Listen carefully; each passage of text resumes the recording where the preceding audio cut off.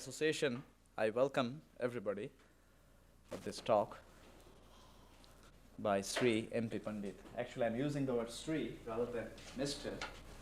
That's the Indian equivalent of the word Mr. I take this opportunity to thank our co-sponsors, the Department of Philosophy, especially Professor Ted Solomon and John Elrod, and the Department of Family Environment. I don't see Dr. Walter here, but he promised to come. But he took a very keen interest. And above all, the Committee on Lectures, Professor Laurie and others, but for which this thing wouldn't have been possible.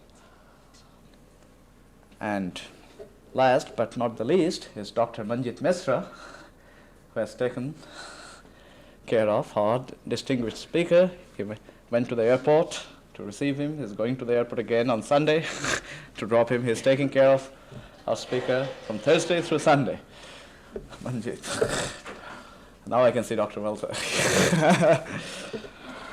And that brings us to today's speaker, Sri M.P. Pandit, who is the secretary of the Aurobindo Ashram and the president of the World Union International, an international organization for peace and friendship. Well, I repeat that Sri Pandit is an authoritative exponent of Eastern philosophy and yoga. He has written over 80 books on the subject, written or edited, some of which are really very well known. A colleague of mine in the English department was saying he has the opportunity of reading some of those. I don't see him here. And he's going to give us 3 lectures. Today's lecture is a yogic approach to education.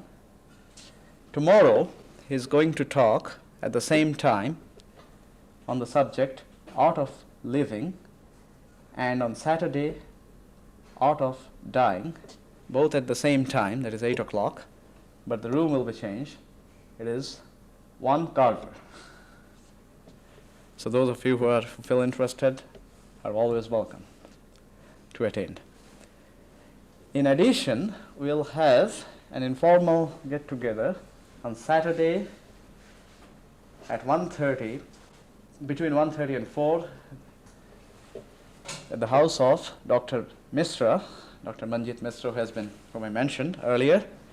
And Manjit will give you later the address and direction if anyone needs. And you will have an opportunity to chat informally with Sri Pandit. There are a whole list of publications by Sri Pandit, as you can see. They're on display. And there is a catalog also, so if you're interested, feel free to consult the catalog after the talk, and he'll be happy to send you, if you want, some book. So there are some books available free of charge. Purna Yoga, and just feel free to take one. They're in this chair. Well, I cannot think of anything else, any other organizational matter. So without much ado, I invite our distinguished speaker to give his first lecture, a yogic approach to education.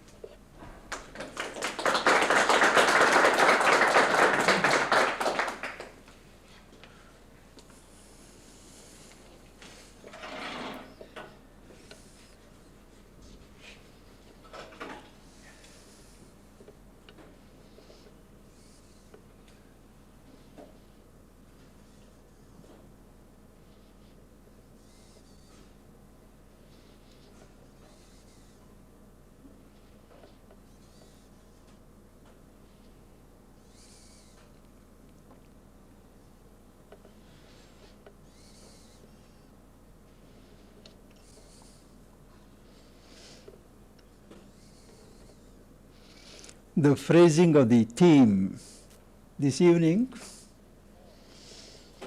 might look odd to some who look upon yoga as a spiritual discipline to achieve salvation, to reject the human concerns of life, and to withdraw into the beyond, the bliss or the nirvana. But the fuller connotation of yoga, as it has come to be practiced in modern days in India, is that it is an art of integration. Yoga is the science of consciousness, development of the various powers, faculties of the human being in order to bring out the optimum of his potential. And it is in that background that education becomes part of yoga. I myself have been involved for the last 40 years in a yogic experiment or a project aimed at the perfection of life, perfect man in a perfect society. We form a spiritual community of about 2,000 people in the eastern part of South India, where we have people from about 20 to 25 countries from all parts of the world, all engaged in exploration of consciousness, development of the inner personality, not only the soul, but the mind, the vitality, the physicality, and the psychology. Also taking care to relate the inner development to the development of the collective society, because it is an integral truth of this approach that both the individual and the collective are terms of manifestation of a divine reality. And education in this perspective is not just intended to train the mind to fit a student, a young mind, in an existing pattern of society, but it is something coextensive with life. Life has a purpose, and so has education, and that is to bring out the inner potential of each soul. My teacher, Sri Aurobindo, has a basic philosophy in education. He was one of the first pioneers in India to blaze the trail for what is called national education, to bring out the genius of the Indian soul. And the first principle he enunciates is that nothing can be taught. All is inside man. All that we can provide is to provide stimulus, to provide incentive, to draw out what is contained in the being. So he takes a child and objects to our way of stuffing the child's mind with packets of information, ready-made information. He says we should find ways and means of knowing the interests of the child, stimulating the curiosity of a child. And he says a child is a born anatomist, a curious observer. Give him a flower and the child will tear it to pieces, petal by petal, and study it. The next day, give another flower. The child will repeat the same process. But the part of an educator is to help the child to draw parallels, to observe the distinctions between the two flowers which he has dissected. Similarly, education is from the near to the far. We take what is near and then go to the far. Third principle is a child has got to be consulted in its growth. Every child has its own pace, its own interests, and it will not do to subject young minds to systems of mass education. These are some of the principles which we have been trying in our center of education, in our yogic community, with considerable success. We have given certain freedom to students ranging from 3 years onwards to till 21. And each student is given freedom to choose the courses, to choose the subjects in which he would specialize. There are certain compulsory subjects, no doubt, but essentially the aptitudes of each student are studied, and the teacher is there more as a guide than as an instructor. We recognize that hereafter education is not going to be confined to classrooms. It has to be in the open. It has to continue in life. And this education has got 4 aspects. There is a physical education, education of the body,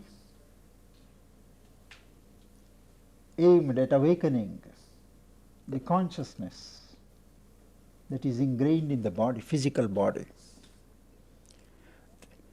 There is also a vital education, education of the life energies, the vital dynamisms that course through the physical body. There is the education of emotions, the soul, and there is the education of the mind. So any system of education has to take into account of all these 4 aspects of a human being and not be concerned only with the mind. The mind too has to be helped to grow, to blossom. Very rarely do we pay attention to the control of thoughts, regulation of mental activity, the silencing of the mind, so that faculties of consciousness other than the intellect, other than the reasoning intelligence, can take part in the development of the individual. I was very much interested when a friend just spoke to me of some of the yogic methods that are being tried here at certain stages to prepare the minds of students for better reception of knowledge. Before knowledge can be received, the organ that receives the knowledge has to be prepared. And yoga, which is essentially an art of stilling the mind, gathering the various faculties, the dispersed threads of mind, consciousness, focusing them together. That yogic discipline has many subsidiary techniques which could be pressed into service in the modern complicated system of education. Because in keeping with the complexity of consciousness that is evolving in modern society, education too has become a complex subject. From our angle, we say, before you decide what type of education your child has got to be given, you have first to decide, what do you want your child to be? To fit into an existing pattern of society as one more member, or to be a unique individual, a personality with the stress of his own consciousness, bringing out the hidden potential. Second, what type of society is the child going to live in? Is it going to be a socialist or a communist type of society where the individual is considered as a cell in the body politic? Or is it going to be an order of society where the individual is more important than the collective? And then what type of world is the child going to live in? Is it a world torn by passions, conflicts, group egoisms, or is it a world moving towards the ideal of human unity, the federation of earth? These are questions that we have to consider before deciding what type of education we are going to give. And second, education has three parties or four parties to it: the student, the teacher, the parent, and the state. In all modern experiments in the reform of education, all these four parties have got to be considered, have got to be involved. And in India, from where I come, where we have so much of student unrest in the universities. It has been found that unless all these four elements are recognized, made partners to any scheme, no scheme of education has any prospect of success. As I was mentioning, in the center of education in our society, in Pondicherry,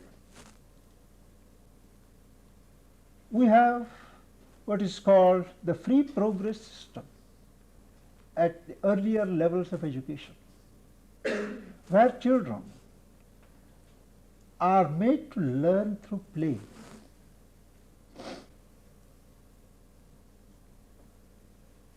They are conducted in batches to libraries, to study rooms, and given freedom to choose books that they would like to read. They consult the teachers, and the teacher is always available. There are no degrees, there are no examinations, there are no tests, unless the students themselves ask for tests to know how far they are progressing. Music, dance, art, poetry, all these are encouraged but are not compulsory. Languages are mostly picked up in conversation in a community where there are about 20-25 nationalities freely mixing. It is found easier for children to pick up languages by conversation rather than through laborious study of grammars and textbooks. And there are visual aids, films, picnics. Education has been taken out of the routine of classrooms and made an interesting part of life. And life itself is considered as an unending system of education.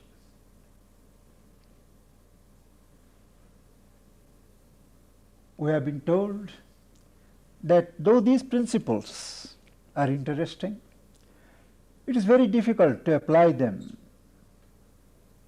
on a general scale for want of teachers, and that's the problem. In our community, we have got about 700 students, but we have 150 teachers. The ratio comes to about 4 students per teacher. And unless this kind of individual attention is paid to the students, education loses its individuality and it doesn't serve the purpose for which it is meant. There are a number of other experiments that are going on with different approaches. Education tied to vocations. In third world countries, it is very relevant that children, as they learn the 3 R's, also learn how to work. And educationists are disagreed on the efficacy of this principle of tying vocational guidance with classroom education.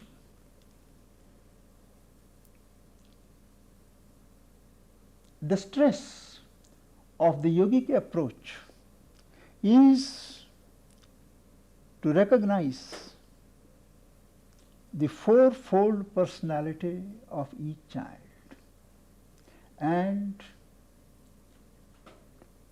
to accept that the education of a child begins even before the child is born.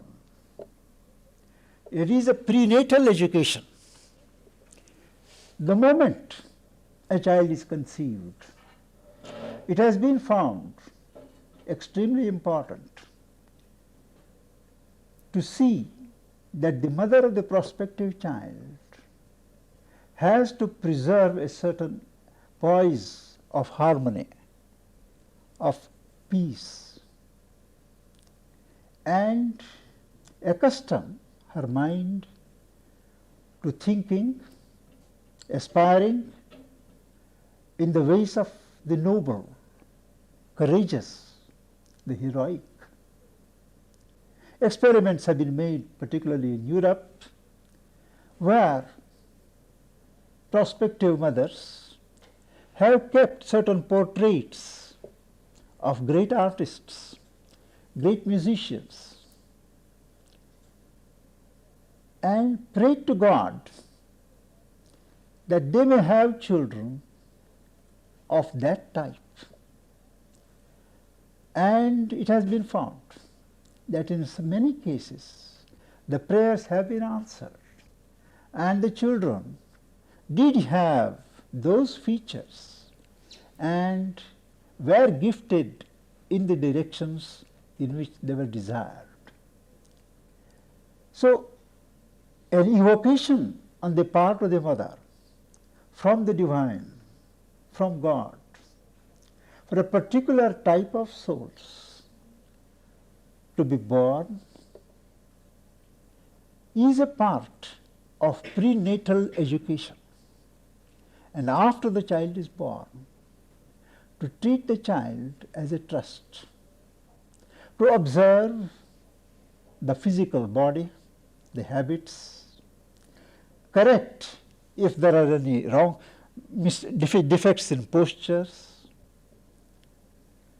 and promote the right type of food, habits, nourishment, sleep, and training.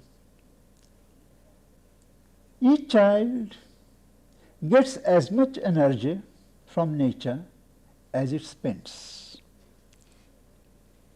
Children must be allowed to spend energy freely.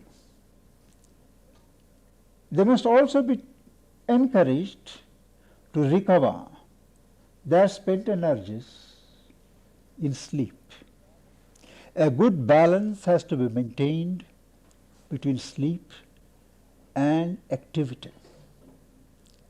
This balance has to be continued as the children grow, and it should be part of the concern of the educator to see that energies are rightly utilized, rightly expressed, and the person keeps open to the universal reservoir of life energy.